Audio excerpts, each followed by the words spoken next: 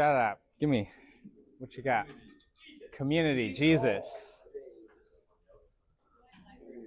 Life together. Purposely and personally spur one another to be a friend like Jesus. Ooh, that's very close to what I wrote down. But I love your paraphrase of it.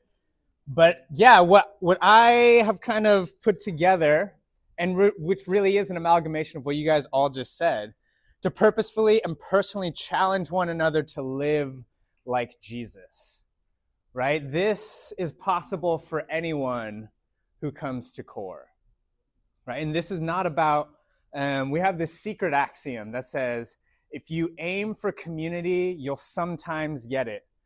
But if you aim for mission, you'll almost always get community. So if our focus is just that we are just so buddy-buddy and friends, you'll get it sometimes, and that's great. But if there's a mission, if there's a purpose, if there's a point, then we will become friends. And so if we are looking out to purposefully and personally challenge each other to live like Jesus, then we will become friends. More likely than if we just grit our teeth and tried to be friends for the sake of being a friend, right? To purposefully and personally challenge one another to live like Jesus. So how do we accomplish that? Shout it out. Yeah, how do we accomplish that? Learning about who Jesus is. Learning about who Jesus is. Yes, very important. If we're going to live like him, we better know what he's like. Being an example yourself. Being an example. Yep. Being personal. Being personal. Having relationships with each person. L. There's accountability. Making a core culture that shows us. A core culture that's like this. Fulfilling their needs. Fulfilling their needs. What do you mean by that? Like finding what their needs are, what they're looking for. Figuring out, how best to kind of push them on towards that. What have you guys done in Core? Like literally, what have you done in Core? There's Core challenges. Prayer requests. Praying for each other, requesting prayer from each other. Walk and talks. Together. Eating together.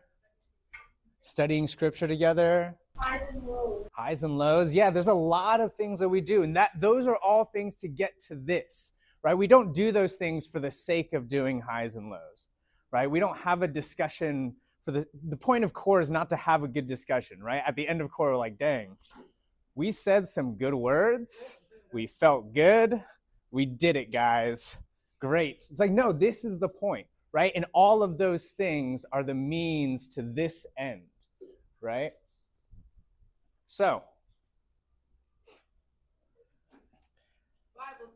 Core is not just a Bible study, all right? So this is something that we say quite a bit, but I think we miss one important question, which is, what is a Bible study? I'm not actually sure that many of you have ever been part of a Bible study the way that I am talking about a Bible study. Because what a Bible study is, and I've seen it all my life from my parents leading small groups since I was born, is a Bible study is when the leader picks a passage, spends hours that week delving into commentaries, various sermons, to exegete what does this passage mean, so that when the time comes for the small group to convene, to come together, then I'm going to walk them through how to read this passage, right? The historicity of it, the context of it, the Greek or Hebrew, and therefore, what does this mean? So that is a Bible study. Is that what you do in Core? Probably not, right? So Core is not just, now, do you read the Bible? Do you talk about some context? Do you talk about what it means? Yes, but I don't think most of you are spending hours and hours really mining, Barclays or the NIVAC or whatever, all these different resources. That's what the Grove is for. That's what we do for you with our sermons. But Core is not just a Bible study, because oftentimes what those Bible studies produce is a lot of knowledge and not a lot of anything else, right? It's kind of like it's like a pickup game of basketball where you're like, yeah, I maybe know these guys' first names, maybe. Otherwise, I'm like playing basketball with them week in, week out, and I don't know anything about them, right? That's what that is. Like, I know who's a good shooter and who's a good passer. I don't know how old this guy is. I don't know if he's married or single or has kids, because all I know about him is basketball, right? That's what a lot of Bible studies end up being, right? We all know a lot of the Bible, and we maybe know each other's names. That is not core. Now, but there's more. Core is not just a night of the week. Core is not just a night of the week. I do think language matters. I think some of us say like, oh, my core meets on, and I think that's great. I don't like us saying, but I mean, I've been guilty of this too. I've said it before. Core is on. It's like, because that's not, Tuesday night is not core. Tuesday night is when core meets, because core is not Tuesday night. Core is this group of guys or girls that I have. And so whenever we meet, whenever we're together, that's core.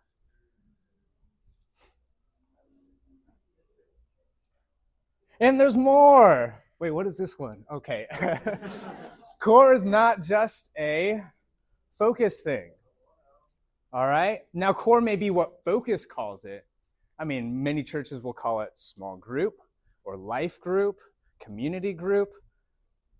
But even those things are not just like core is just friendship. In the end, God did not say, thou shalt have small groups, right? Love your core. He's like, that's not what he said. He said, love one another. Core is just a way for us to develop these friendships for one another, to teach each other how to live like Jesus. And what did Jesus have?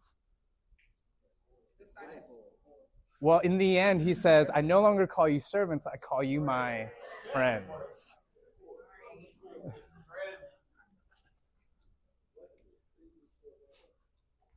So what is the point of core? To purposefully and personally challenge one another to live like Jesus. I'm going to actually, I'll keep on. So, at the beginning of the year, you need to paint that picture passionately. You need to have that vision of what does done right look like in core, right? You don't need to have like the nitty-gritty details, right? We're going to have exactly 13 people, and this person's going to sit here, this person, you don't need to have that. But what kind of a group are we going to be at the end of this, right? What kinds of friendships are we going to have? What kind of actions of love are we going to show one another? If you can have a vision, you can start piloting your core in that direction. A lot of the extraneous stuff is going to come up organically, right? Just based on who's in your core, they're going to come up with some weird things. I had a guy, first day of core, right? Very first one, he whips out $1. I'm like, what's going to happen? And he's like, all right, $1 challenge. Like, who can tell me where I'm from? And it's like, whoa, okay, I guess we're doing this now. And for the rest of the year, we just had $1 challenges where it's just like this same dollar seemed to just pass hands. It's just like, all right, now we just got to do trivia about each other. But I didn't have that picture in my head, but it came about and I was like, okay, but how does this fulfill this vision that I have? Oh, that they would know each other well, right? Because friends know each other well. So I think it is important to even tell your people, what does done right look like? Because, yeah, they have quite a bit of control of what is going to happen, but in the end, the essence of core cannot change, or else it's just, just another social club or whatever, that we just come together and hang out. This is another big thing. I know a lot of our cores will have a lot of discussion, right? A lot of questions. We read the Bible, we ask what it's like, we ask, what does it mean? Even how does it apply to your life? But you can have the best questions in the world, and if you don't have a good culture, it's not gonna work, right? And you can have the worst questions in the world, and if you have a good culture in your group of vulnerability, of sharing life with one another, they'll make it good. So focus, especially these first couple of weeks, and we'll go through your first couple of cores, the ones that we've offered. So much of it is focused on culture, right? How do we make these people start believing in and working towards challenging one another to live like Jesus super early on? So a few things before we get into those cores. One, who is welcome in core? Anybody and everybody. So invite everybody that you've met, invite your classmates, invite anybody. But one of the things we need to remember is that there are two groups of people in the world. There are Christians and there are non-Christians. And sometimes we fall into the trap of preparing our cores for Christians. And then we also, maybe halfway through the year are like, oh, everyone in my core is already Christian, so let me start writing cores for Christian. We're all Christians, so we'll just. But it's like, why is everyone in core Christian? It may be because I have written cores just for Christians, and so the non-Christians feel like they don't belong. And if or maybe not, but everyone's a Christian, and if I write cores just for Christians, if suddenly someone brings someone non-Christian to core this week, what plan do I have? Or what message am I sending my guys when it's like, oh, everything is very explicitly like you've got to have church background and biblical knowledge to keep up? What kind of message do I send them of who they can invite? Right? So throughout the year, I want to be writing cores that are open for anyone and everyone so that we can invite anyone and everyone to core. Another big question we get, how big should a core be?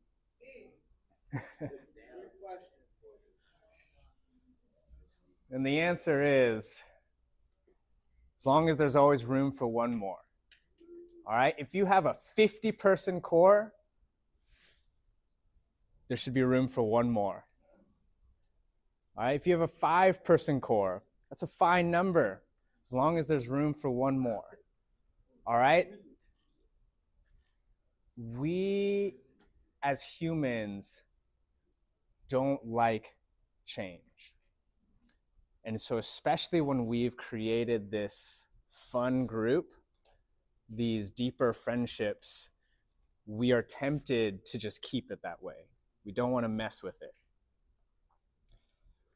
But core, there should always be room for one more. So I'm not going to give you a number for how big your core should be. God's going to give you a core. God's going to tell you a number. And he's also, just like he lived his life when he was on earth, there's always room for one more, right? To invite another person along for the journey. He never said, no, you can't follow me because, there's no space. There's no room on the boat anymore. Anytime he did say, hey, you're not gonna come with me, it's because he sent them out. And that may happen with your core. Because if you do have a 50-person core, there are logistical issues that probably mean that we should maybe split, do some like mitosis, maybe a few times actually if you have that many people. But we should never restrict our cores, all right?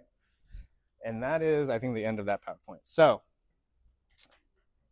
any questions about? I mean, that's not the end of the whole thing. We're not going quite yet. But any questions about any of those things?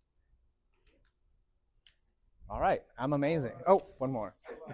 With the Christian and non-Christians, when you were talking about like planning core, was it like you were talking about like specific topics that you should maybe avoid or not avoid, or is it like big central topics that you should really talk about regardless of Christian or non? So I would say a core that's like made just for Christians is if I have a question like, tell me about when you were saved by Jesus. I'm like, okay, well, what if I wasn't? Like, what if I'm still exploring Jesus? Or tell me about your favorite pastor or the best sermon you've ever heard, or things like that where it's just like, oh, if I'm not Christian, then this is not applicable to me.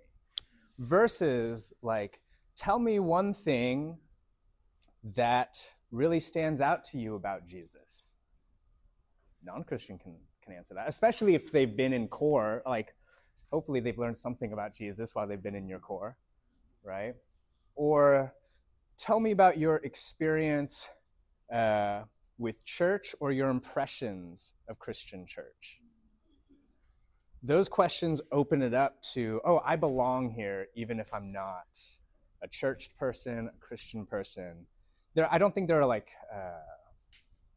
any like necessarily specific topics like, oh, we can't go into this just because there are non-Christians here. I'm like, dude, if you think the Holy Spirit is something that your core really wants to get into, there are a lot of non-Christians who are like, what is the Holy Spirit, right? And so let's talk about it, but let's talk about it in a way that's accessible for anybody, including those who have no prior knowledge of the Bible, of anything about the Trinity, that any sermon or church experience, right? We want to talk about these things in a way that they are included in the discussion, that anything that they offer is worthwhile in the discussion. So yeah, that's what I mean with Christians and non-Christians. Jason. Okay, so kind of like on that vein, so we've already like communicated to our people like, okay, this is what core is, like we're going to talk about Jesus. Let's say we have someone that's like new or like hasn't really heard about Christianity, isn't familiar with scripture, and we're going to start reading the Bible. How does that? Like, how do you suggest that? Yeah, I mean, I actually had this, and I put a little bit of it in the first couple cores. I have walked people through downloading the Bible app on their phone. Just like, all right, we're going to go to this, and then there are multiple versions, and this is the one that we're going to go to. And then let's talk about books, chapters, and verses. And, here's the book that we're going to go to. And so that's, in the New Testament, it's going to be around here. And then, here, the chapters, it's split into multiple chapters. You're going to click on the 3, and then it's split into multiple verses. And we're going to start from here, and we're going to go until here, right? You got to walk them through every step. And not make them feel bad for not knowing these things, right? To celebrate when we did it last. I think, Rohit, you were in that core where we had to teach Anand how to download the Bible app. And it's just like, hey, this is amazing, guys. We're all here for Anand's first Bible app. Oh, yeah, really? You had it? All right. Yeah, I knew we had multiple, but I was like, but Anand was the only one I remembered. But yeah, it's just like walking people through that and celebrating that together. Just like, hey, this is an awesome moment. Does that answer your question? Yes. Okay. I also want to say, especially for someone who is that unfamiliar with the faith and with the Bible, be sure to say translation most of all, because so that they don't get confused on a version is like a spin on the Bible that the author used or something like that, and they may not know that area. But all right, any other questions? Yes. I found myself in this situation. Oh yeah, this acquisition system. And then a guy's like, wait. one. And I'm like, okay, well, I don't have time to go through 27 chapters in core. Probably throughout the entire year. But like, how do you, because sometimes there's background information, which I even forget is background information, but actually has like a lot going on there. And so I can give you a sentence, but a sentence really doesn't actually give you that much. Like that much. Yeah, so Wilson was saying like, oh, sometimes I don't even realize what are assumptions that I've made of what people should know. And so the sacrificial system in the Old Testament, if you have no church experience before, that may be a totally foreign subject to you. And now how do I quickly explain this? I think this is maybe my favorite axiom and my least favorite axiom, is problems are opportunities.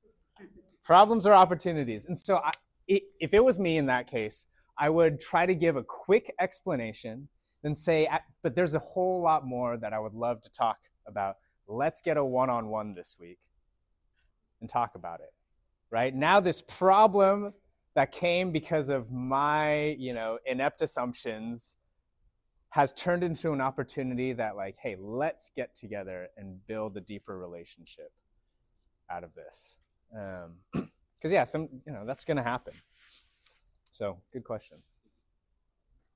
Anything else? All right, we're gonna get into, so we write your first 3 cores every year. Now, you do not have to do these cores. These are just a resource for you because we know you are working real hard with school, with work, and with just inviting all these people that you've met to core, right? So you may not have a lot more time to plan a core. That's why we write these cores for you. If you don't want to use them, you don't have to. You can make your own core. You can spend that time. But yeah, this year, let's see. Let me shoot this over. I don't remember if this is shared with you guys already. Is it? Okay, so it is. Now this really more maybe is like the first 5 cores because some of these can be, depending on the size of your core, can get pretty long and how talkative of a core you have. And so some of them can be 2-parters. But I wanted to go through this first core with you. And by go through, I mean I want us to do it in an abridged version. So this first one is about vulnerability and life sharing. And so the goal is deep friendship, right? An integral part of following Jesus is deep friendship. And an integral part of deep friendship is vulnerability. In a society that values privacy, we as disciples value vulnerability instead. So we want core to reflect Jesus' ministry of deep friendship with one another, growing together, and that includes sharing oneself. And so my favorite icebreaker, and the only icebreaker I ever do in any of my cores, is share a high and a low.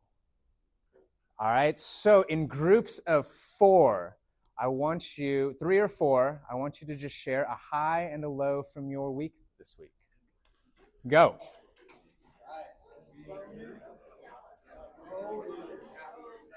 No, we're still going. All right, I'll give it a little bit more. Another minute. Let's come on back together. So highs and lows. I'm glad it seems like some of you took a long time. And it's just, I think it's very effective because it's very easy. Everyone can talk about highs and lows from their week. And I think it's a reflection of real friendship. That like real friends talk about what happened in their life, right? And not just like, oh, let me dump like childhood trauma, but just like, hey, what happened today?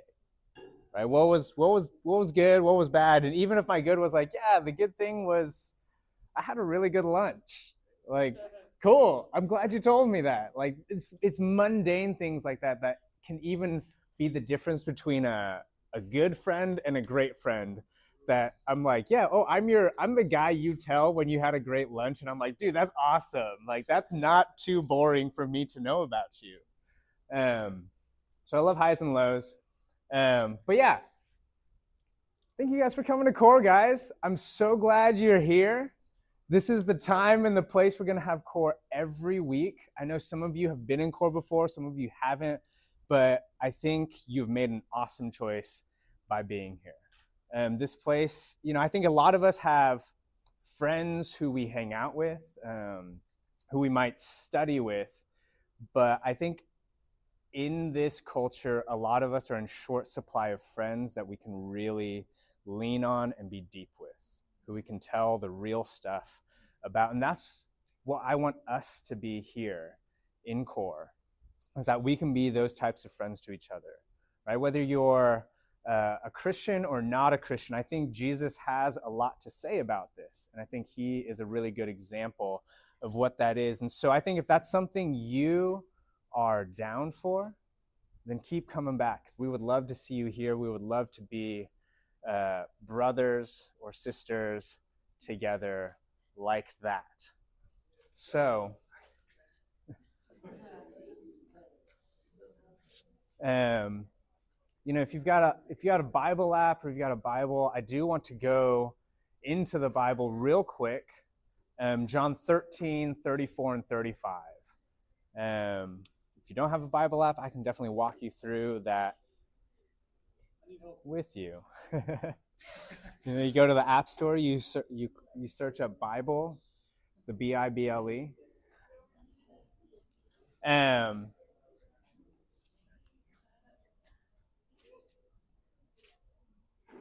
So John 13, 34 through 35. I would love for the NIV, the New International Version, to be read if you got that. Yep, we're actually doing this. If someone's got it, if you can just read it for all of us. Real loud.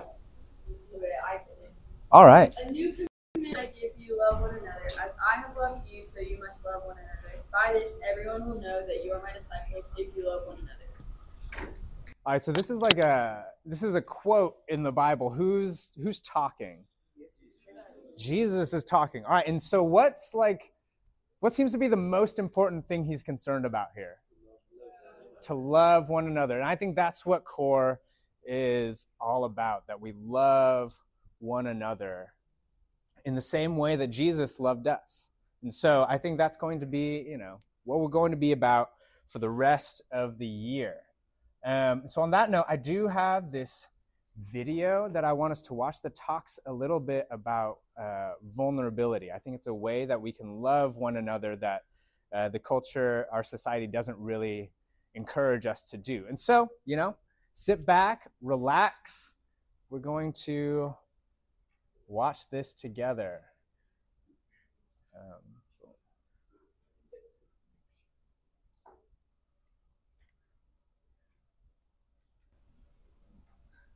So I'm a researcher, storyteller. And I'm going to talk to you today. We're talking about expanding perception. And so I want to talk to you and tell some stories about a piece of my research that fundamentally expanded my perception and really actually changed the way that I live and love and work and parent. And this is where my story starts. When I was a young researcher, doctoral student, my first year I had a research professor who, one of his first days of class, he said to us, "Here's the thing.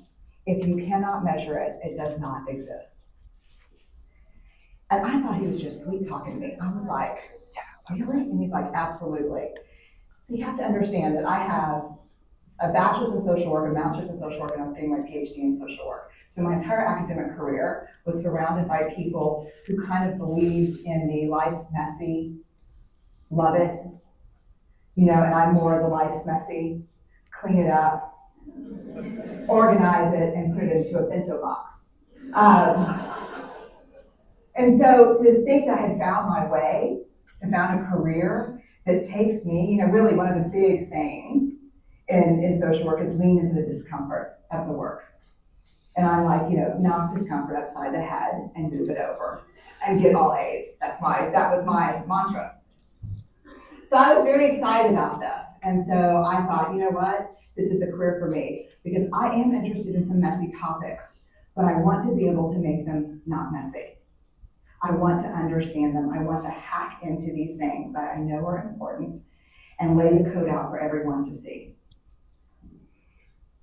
So where I started was with connection. Because by the time you're a social worker for 10 years, what you realize is that connection is why we're here. It's what gives purpose and meaning to our lives. This is what it's all about. It doesn't matter whether you talk to people who work with social justice and mental health and abuse and neglect. What we know is that connection, the ability to feel connected, is neurobiologically, that's how we're wired, it's why we're here. So I thought, you know what, I'm going to start with connection. Well, you know that situation where you get an evaluation from your boss and she tells you 37 things that you do really awesome and one thing that you kind of have an opportunity for growth. And all you can think about is that opportunity for growth, right?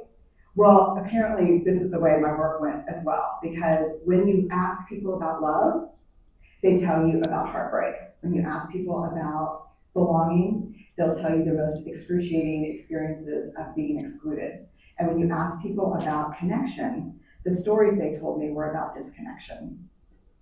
So very quickly, really about 6 weeks into this research, I ran into this unnamed thing that absolutely unraveled connection in a way that I didn't understand or had never seen.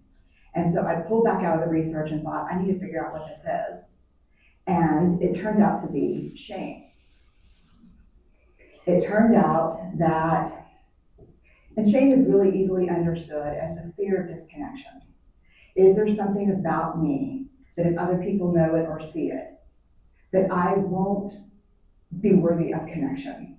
The things I can tell you about it, it's universal. We all have it. The only people who don't experience shame have no capacity for human empathy or connection. No one wants to talk about it, and the less you talk about it, the more you have it. What underpinned this shame, this I'm not good enough, which we all know that feeling, I'm not blank enough, I'm not thin enough, rich enough, beautiful enough, smart enough, promoted enough. The thing that underpinned this was kind of this excruciating vulnerability, this idea of, in order for connection to happen, we have to allow ourselves to be seen, really seen. And you know how I feel about vulnerability. I hate vulnerability. And so I thought, this is my chance to beat it back with my measuring stick. I'm going in, I'm gonna figure this stuff out, I'm gonna spend a year, I'm gonna totally deconstruct shame, I'm gonna understand how vulnerability works, and I'm gonna outsmart it. So I was ready, and I was really excited. As you know, it's not gonna turn out well. You know this. So I can tell you a lot about shame, but I'd have to borrow everyone else's time. But here's what I can tell you that it boils down to. And this may be one of the most important things that I've ever learned in the decade of doing this research. My 1 year has turned into 6 years, thousands of stories, hundreds of long interviews, focus groups. At one point, people were sending me journal pages and sending me their stories, thousands of pieces of data. And 6 years, and I kind of got a handle on it. I kind of understood this is what shame is, this is how it works. I wrote a book, I published a theory, but something was not okay. And what it was is that if I roughly took the people I interviewed and divided them into people who really have a sense of worthiness, that's what this comes down to, a sense of worthiness. They have a strong sense of love and belonging. And folks who struggle for it, and folks who are always wondering if they're good enough. There was only one variable that separated the people who have a strong sense of love and belonging and really struggle for it, and that was the people who have a strong sense of love and belonging believe they're worthy of love and belonging.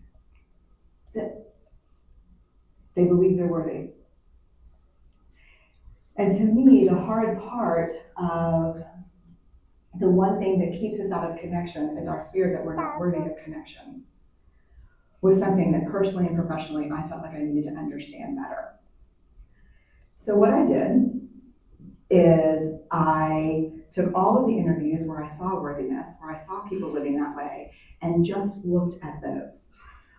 What do these people have in common? And I have a slight office supply addiction, but it's another talk. So I had a manila notebook, a manila folder, and I had a Sharpie, and I was like, what am I going to call this research? And the first words that came to my mind were wholehearted. These are kind of wholehearted people living from this deep sense of worthiness. So I wrote at the top of the manila folder, and I started looking at the data. In fact, I did it first in this in a 4-day, very intensive data analysis where I went back, pulled these interviews, pulled the stories, pulled the incidents. What's the theme? What's the pattern? My husband left town with the kids because I always go into this kind of Jackson Pollock crazy thing where I'm just like writing and going and kind of just in my researcher mode. And so here's what I found. What they had in common was a sense of courage. And I want to separate courage and bravery for you for a minute. Courage, the original definition of courage, when it first came into the English language, it's from the Latin word cur, meaning heart. And the original definition was to tell the story of who you are with your whole heart. And so these folks had, very simply, the courage to be imperfect. They had the compassion to be kind to themselves first and then to others, because as it turns out, we can't practice compassion with other people if we can't treat ourselves kindly. And the last was they had connection, and this was the hard part, as a result of authenticity. They were willing to let go of who they thought they should be in order to be who they were, which is, you have to absolutely do that for connection. The other thing that they had in common was this. They fully embraced vulnerability. They believed that what made them vulnerable made them beautiful. They didn't talk about vulnerability being comfortable, nor did they really talk about it being excruciating, as I had heard it earlier in the shame interviewing. They just talked about it being necessary. They talked about the willingness to say, I love you first. The willingness to do something where there are no guarantees. The willingness to breathe through waiting for the doctor to call after your mammogram. The willing to invest in a relationship that may or may not work out. They thought this was fundamental. I personally thought it was betrayal. I could not believe I had pledged allegiance to research, where our job, the definition of research is to control and predict, to study phenomenon for the explicit reason to control and predict. And now my my mission to control and predict had turned up the answer that the way to live is with vulnerability. What are we doing with vulnerability? Why do we struggle with it so much? Am I alone in struggling with vulnerability? No. So this is what I learned. We numb vulnerability. We are the most in debt, obese, addicted, and medicated adult cohort in US history. The problem is, and I learned this from the research, that you cannot selectively numb emotion. You can't say, here's the bad stuff. Here's vulnerability, here's grief, here's shame, here's fear, here's disappointment. I don't want to feel these. I'm gonna have a couple of beers and a banana nut muffin. I don't want to feel these. And I know that's knowing laughter. I hack into your lives for a living. I know that's, God. You can't numb those hard feelings without numbing the other affects or emotions. You cannot selectively numb. So when we numb those, we numb joy. We numb gratitude. We numb happiness. And then we are miserable and we are looking for purpose and meaning. And then we feel vulnerable. So then we have a couple of beers and a banana nut muffin. And it becomes this dangerous cycle. One of the things that I think that we need to think about is why and how we numb. And it doesn't just have to be addiction. The other thing we do is we make everything that's uncertain certain. Religion, has gone from a belief in faith and mystery to certainty. I'm right, you're wrong, shut up. That's it. Just certain. The more afraid we are, the more vulnerable we are, the more afraid we are. This is what politics looks like today. There's no discourse anymore. There's no conversation. There's just blame. You know how blame is described in research? A way to discharge pain and discomfort. We perfect. Now let me tell you, if there's anyone who wants their life to look like this, it would be me. But it doesn't work, because what we do is we take fat from our butts and put it in our cheeks.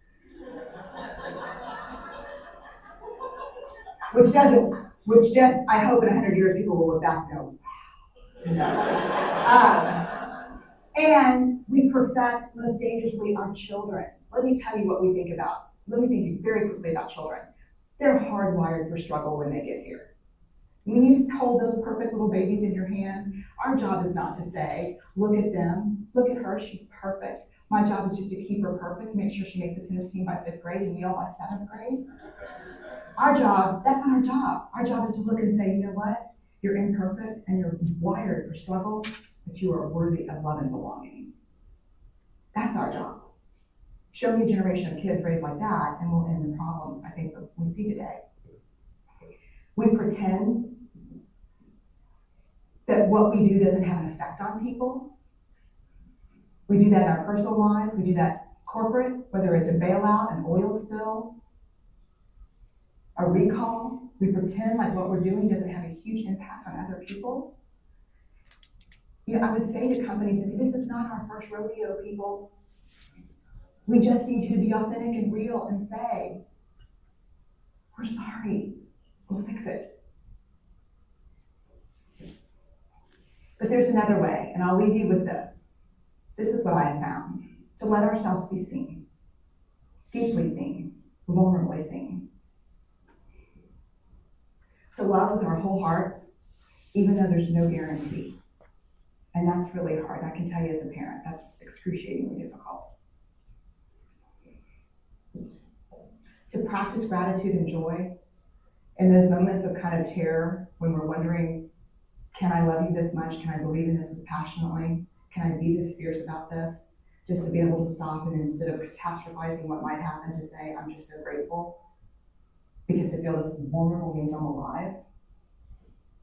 And the last, which I think is probably the most important, is to believe that we're enough. Because when we work from a place, I believe, that says, I'm enough, then we stop screaming and start listening. We're kinder and gentler to the people around us, and we're kinder and gentler to ourselves. That's all I have.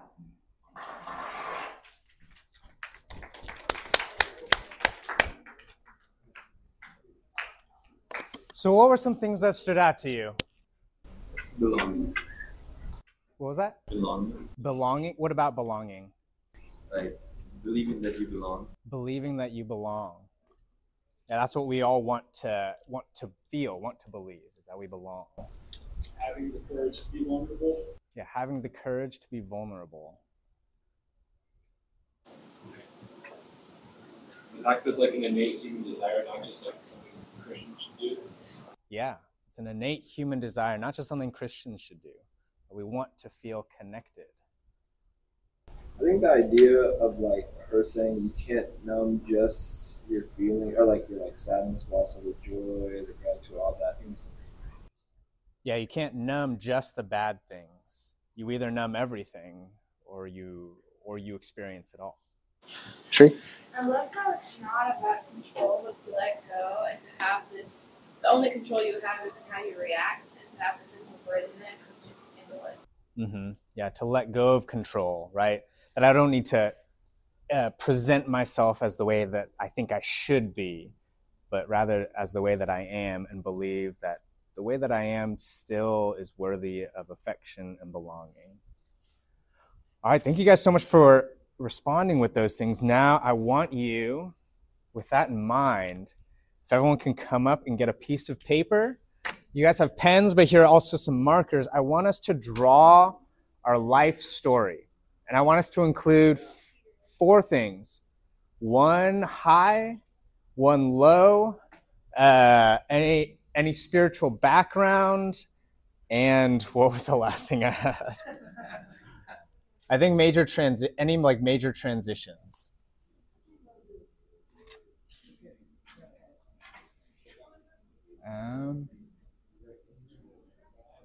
Yeah, that's right. Any major transitions, one high, one low, any spiritual background. So yeah, come up.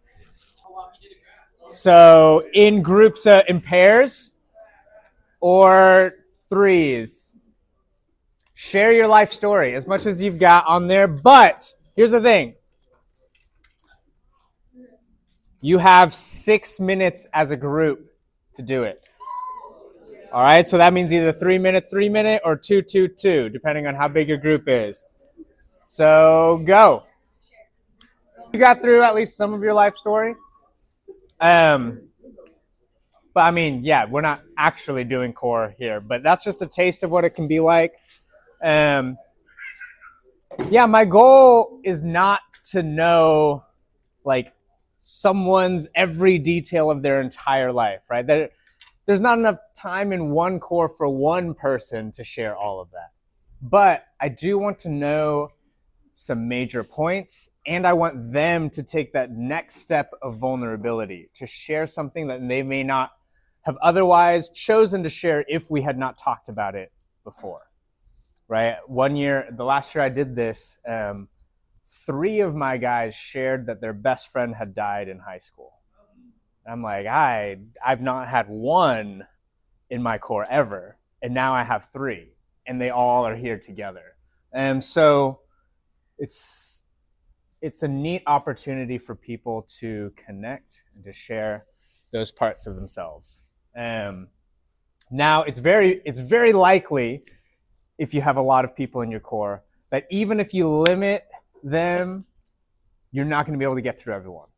And that's okay, because then you just collect up everybody's life stories, drawings, and just say, next week we're going to finish this up, and with anybody new who comes. And that incentivizes, problems become opportunities, because now you incentivize them. If you shared your life story, you owe it to the people who didn't share for you to come back and at least hear them out. And if you didn't get to share, you got to come back next week to share it, right? So, yeah, just depending on how many people you've got and how much of a yapper core you've got. But it's just, thank you guys so much for being vulnerable and sharing your life story. We want to end every week with a challenge, that we don't just come together, feel good for an hour and a half, and then leave and then don't do anything. So every week we want to do a challenge. And this week, the challenge is to get with somebody here that you don't know and hang out with them. All right, so find a partner, get their number, and plan a time this week right now to hang out and to get to know each other. Cool? And then we want to end every week with what I call a cuddle, a core huddle. And so, yeah, I think as a Jesus follower, I do believe in the power of prayer, that if there is a God, he wants to hear us, and that he has the power to do something about the things I tell him about. And so I would like to invite anybody who has a request of something that they have going on in their life, that they would like prayer about, that they would like someone to talk to God about that thing. This is an opportunity to share that. Get prayer requests. And yeah, so the core huddle is we're all going to get up, we put our shoulders around each other, and we're going to pray for one another. Pray, pray, pray. Amen. All right. Thanks so much for coming, guys. Peace. We can keep hanging out. And that's the end of the first core. All right, so now you have a vision of what some of that experience is like, what that video is on about. And again, you can use it or you can not use it. You can use parts of it, whatever you want to do, whatever fits with your schedule, your personality, your style of leading. And in the next 4 minutes, I'm going to go over cores 2 and 3. All right? So core 2, creating culture of community. Core 2 is a lot about continuing to build the culture of core, right? I'm not super concerned about the content of the first couple of cores. I'm very concerned about creating a culture these first couple of cores. And so in this one, we go into Acts 2, 42 through 47. A lot of you have probably been in cores that go through this. A lot of you have probably read this a ton of times. And it's about the early church meeting together, devoting themselves to the apostles' teaching, to fellowship, to breaking bread together, and to prayer, which are all aspects of what we typically do in core. And so the big thing, kind of how I've structured it, is like, think of a good friend group you've been a part of it and what made it a good friend group. Now, anytime you ask a question in core, you and your co-host should probably think, what might be said? What would I say to this question? What would you say to this question?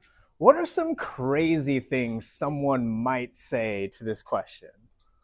So I put that there. Possible answers and possible bad answers that you need to be prepared to push back against, right? What makes a good friend group is when we hate the same people together. I'm like, man, that might have like bonded you for a quick second, but I don't think those types of bonds last. I don't think that leads to deep friendship, right? And a phrase I use a lot is, I'm going to push back on that a little bit. Right? I'm not going to say, hey, I disagree and I think you're wrong and I think you're stupid. I'm going to say, I'm going to push back on that a little bit. I think when we hate the same people, that doesn't lead to lasting bonds, actually. Right? And then people are less hurt, usually. But that's basically to get to like, how can we build a culture here of a good friend group, right? And that includes, really my goal with this one is to eat together. If we can start eating together, like lunch or dinner, then core expands beyond a set 1.5 hours each week to 2.5, 3 hours. And then it sets a culture that we eat together. And it doesn't have to be at this set time, that you too could eat a meal with anybody in here. And I mean, I've told you guys about what I think about eating. It's weakness and vulnerability, and it connects us together. So that's my goal with core 2. Core 3, promise making, promise keeping. One of the biggest things, one of the biggest complaints, and it's true every single year, is how inconsistent and flaky people can be to coming to core. Now, how do we fix that? There's a lot of ways to fix it. There's no surefire way to fix it. But the best way to address it is to address it before it starts happening, which is why I love doing the power of promising as early as I can, because I don't want to hit people over the head with some legalistic rule of like, oh, hey, you have to come to core, and then try to back up that arbitrary rule because of what. But I do think core is very important, and I do think you coming to core every single time is going to be very good. But why? And I think it's this deeper underlying value of promising, promise making and promise keeping. Are we people who make and keep commitments to one another? Now, look at this beautiful article that hopefully comes up. Man, that was lackluster. All right, I think I'm offline, but whatever. You'll click on it yourself and you'll see how pretty I made this freaking article. And with it, embedded within the article are questions that you can go over with your core after each section. Now, what's not in those questions to consider in the article is just the basic, what did we just read?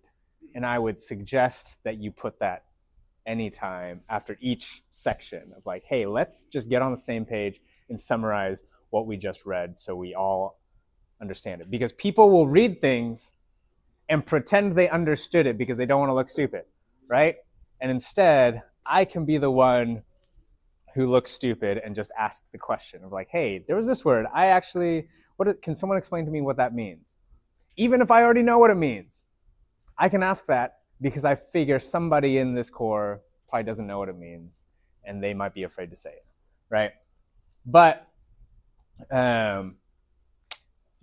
And again, embedded within that, I do have a question about Matthew 5:33 through 37, which is about making oaths, where Jesus says, don't swear an oath, which seems to be antithetical to making promises. And yet we do see God making promises. And so how you will need to explain that. And I've also linked a resource here. But this can be a pretty lengthy article, which sometimes then becomes a two-parter. But this is to get ahead of not just consistency in core, but so many aspects of life, right? We seem to be allergic to making and keeping commitments, and this is going to make people live like Jesus, right? People who can be trusted, who keep their word, not just to core, but to their friends, to their spouses, to their children for the rest of their lives. So I think this is super important. Anyway, so those are the cores we've offered you. Again, take it or leave it. It's up to you. And yeah, thank you guys so much for being here. Is there anything else we want to cover or talk about? One thing. Y'all are free to do whatever you want for your first 3 cores. Peter just prepped all this so that you don't have to. Sienna also gathered a bunch of old first cores that we've done. She's going to email those to you. You can also look at those. But he's done this for a long time, and he's like, these 3 really work, and they work for him, but the goal really is to take pressure off of you guys. So I just wanted to highlight exclamation point that. So you have some options, and all right. you can work with your team.